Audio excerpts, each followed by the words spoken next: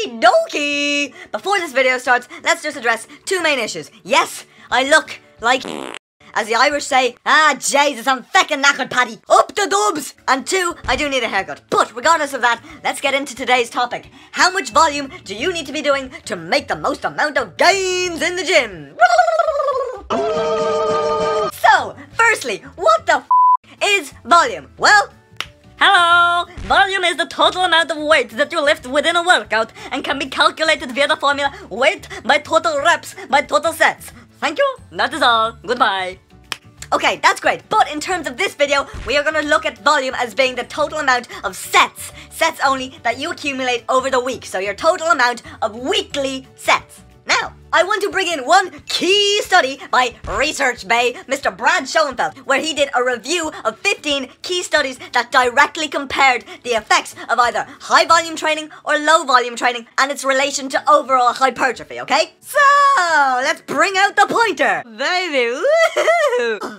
Fuck that! Mr. Brad Schoenfeld took all these studies and split them into three groups. Group numero uno had participants performing less than 5 total weekly sets per body part per week. Group numero due had participants perform between 5 and 9 total weekly sets per body part per week, okay? And finally, group numero tre, those who performed 10 or more sets per week. Results? Group numero uno increased I suoi muscoli, that's their muscle mass in Italian, by 5.4%. Group numero due increased it a little bit more by 6.6%. But group numero tre increased it by a whopping 9.8%. Nearly double that of group numero uno. Oh my god. Thank you for that. So you can clearly see that there is a dose-response relationship when it comes to the amount of overall volume per week that you do to the amount of gains you are going to get, where to a degree more is definitely better. And this is where you up fit fammers out there then have a problem, because you will come in and go like, if 10 sets is twice as good as 5, 100 sets must be 10 times as good as 10!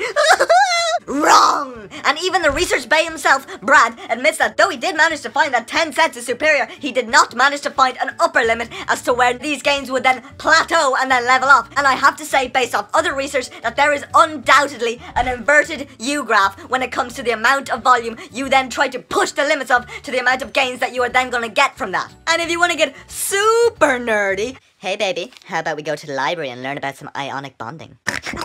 A recent study in 2017 by Ogasawa? Who's he? Showed that the MPS signaling from high volume training is not linear, and that there may actually be a threshold for the amount of P70S6 kinase, which if you really want to know is a protein kinase that is involved in the anabolic signaling pathway that has a direct impact on stimulating muscle protein synthesis. Oh, stop it. From high amounts of muscle contractions, like in high volume training, may actually peak, but then not actually cause any more MPS. So, though the study was done in rats, it is very probable that it could apply to humans as well. So, that's one for the pub quiz, guys. So, to make this dope proof, I want to bring in 2 graphs, okay? Boom! Oh my god! As you can see, on the top graph, we have the amount of gains that you're gonna make running up the y-axis, with the top being more gains and the bottom being less gains. Then, on the x-axis, you have the amount of volume that you try to accumulate. Similarly, down below, you have the same type of graph, but in terms of your overall recovery capacity. So, up along the y-axis is your ability to recover, and then across the x-axis is the amount of volume that you are trying to push. So, this is gonna be difficult. Right.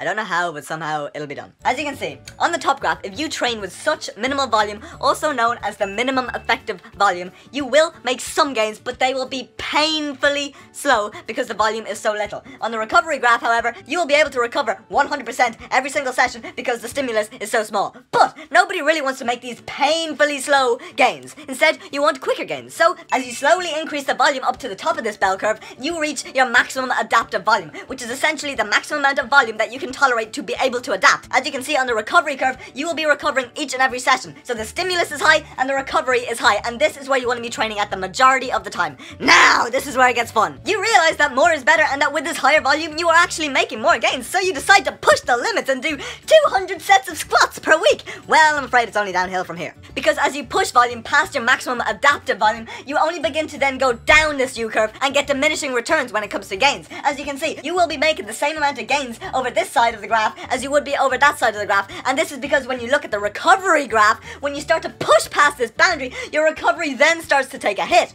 Not what you want, guys. So at this stage, you are pushing up the volume and getting less gains, and then you finally reach what we call your maximum recoverable volume, which is essentially the maximum amount of volume that you can do and then come back in and then do again, but without progressively overloading, okay? So you might do 110 kilos and yourself, and your recovery will be so low, but you still will be able to recover, that when you come back in, you will only manage to do 100 kilos, whereas if you were up at your maximum adaptive volume, you would have been able to do 102 or 105 kilos, because your recovery wouldn't have been. As you can see, at your maximum recoverable volume, your recovery will just go.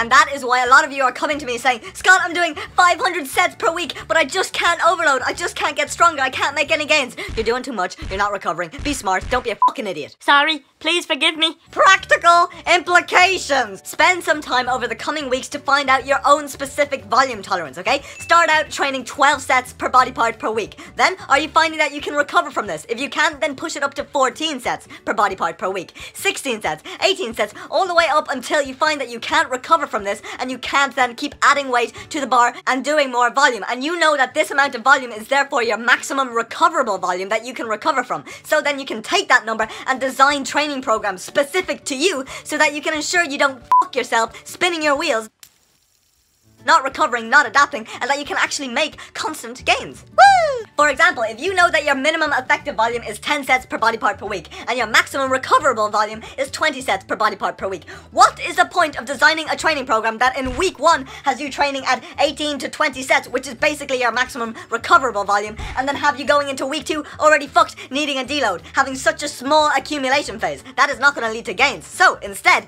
week 1, you want to start on the lower end of your volume tolerance, okay? You want to start slightly above your minimum effective volume. So you might go in and do 12 sets on the first week. Then throughout weeks 1 to 8, if you're doing an 8-week program, week 2 you might do 14, then 16, then 18, then over the course of the last week or so, you will train at your maximum recoverable volume, but it will only be for an acute period, okay? Training at your MRV is okay when it's done in small doses, because then when you deload and rest, you can then come back, super compensate, and get stronger. It's only when you train at this MRV chronically that you will be under recovering and not make any gains. So that's a very basic example how you can use your MEV and your MRV to design training programs. So that is the end of the video, and hopefully by now you know a little bit more about volume and how more is not necessarily better. So if you like the video, please like the video, subscribe to the channel, share the video, and I'll see you all in the next video. Oh my god, this video took forever, but hopefully it helps you out. See you later. Oh my god, I'm such a freak.